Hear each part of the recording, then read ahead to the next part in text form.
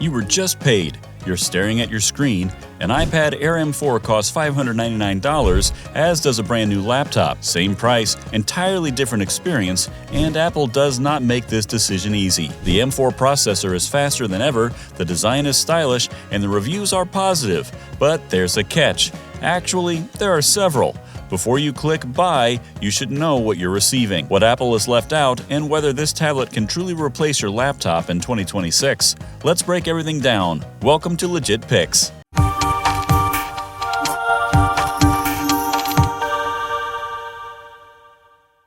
Let us begin with the elephant in the room. Apple did not redesign the iPad. Same chassis, same cameras, same 60Hz LCD display, same battery. If you compared last year's Air to this one, you'd need a magnifying glass to tell the difference. So, what changed? Two items. Number 1, the M4 chip replaces the M3. That significantly improves performance, but more crucially, it adds 12 GB of unified memory, up from 8 GB.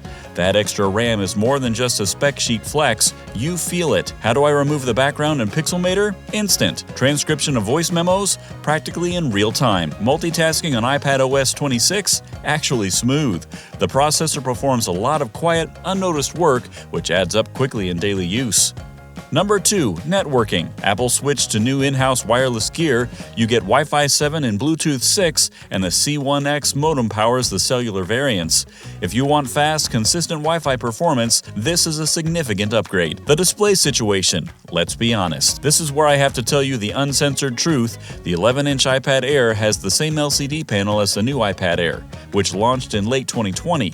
That's nearly 6 years on the same screen. Colors are realistic, text is sharp, and brightness is appropriate. It's a good display, however, it is not a fantastic one, and at this price in 2026, it is a more difficult pill to swallow than it once was. If you're coming from a low-cost tablet or an older iPad, you'll love it. However, if you have ever used an iPad Pro or spent time with an OLED phone, you will see the difference.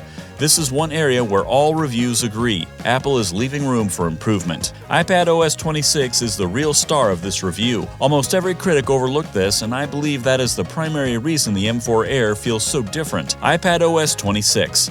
Apple has improved multitasking on the iPad significantly. It still feels like iPadOS is native and touch-first, but the Mac-inspired embellishments make using it as a primary PC feel considerably less like a compromise. The M4's increased RAM enables all of this. Earlier processors would have stuttered under the new operating system. The M4 has plenty of headroom, so while Apple is selling you a chip update, you are actually purchasing a gadget that is well suited to the software generation in which it will reside. Gaming. Surprisingly impressive. I know not everyone uses an iPad for gaming, but it's worth highlighting because the features are actually impressive. Resident Evil 4, which experienced frame rate difficulties on the M3 Air, now works smoothly on the M4. At high settings, Assassin's Creed Mirage runs smoothly. Red Dead Redemption is slick. If mobile gaming is important to you, the M4 chip delivers true console-quality performance in a device that you can carry with one hand. The two things that are hard to defend. Look, I want to be fair, so here are two problems that every single reviewer raised. First, no Face ID. In 2026, at $599, this is not a minor gripe. Apple has chosen not to incorporate table stakes technology on the Air. There is no plausible basis for it. It is the most significant quality-of-life feature absent from this device. Second, battery life has gotten worse. The 11-inch model tested for 9 hours and 44 minutes. Previous generations exceeded the 10-hour milestone. Not a deal-breaker, but something to be aware of ahead of time, especially if you use it frequently. Who should actually buy this? Stop overthinking if you're using an M1 iPad or older. This is an important future-proof update. Faster processor, greater memory, improved connectivity, and multitasking with iPadOS 26 all in one shot. You will see the change every day. If you're new to the iPad ecosystem, I strongly advise against purchasing the standard $349 iPad. The Air is a vastly superior product. It supports the Apple Pencil Pro, is compatible with a Magic Keyboard, and will remain relevant for many years.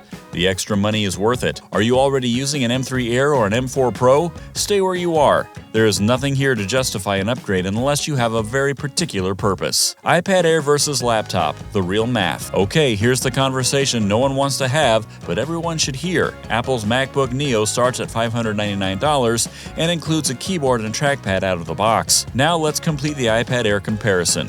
To equal the Neo's storage, add a Magic Keyboard, and you're looking at around $970 altogether.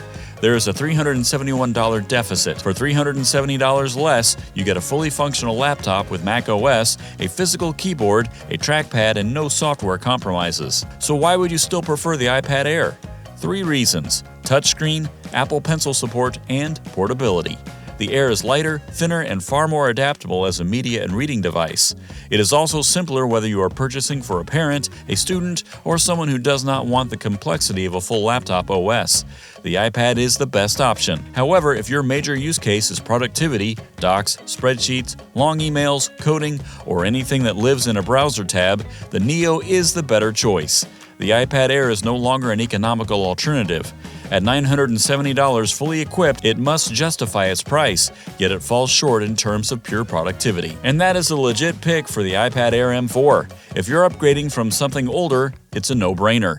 If you are torn between this and a laptop, do the calculations before you buy.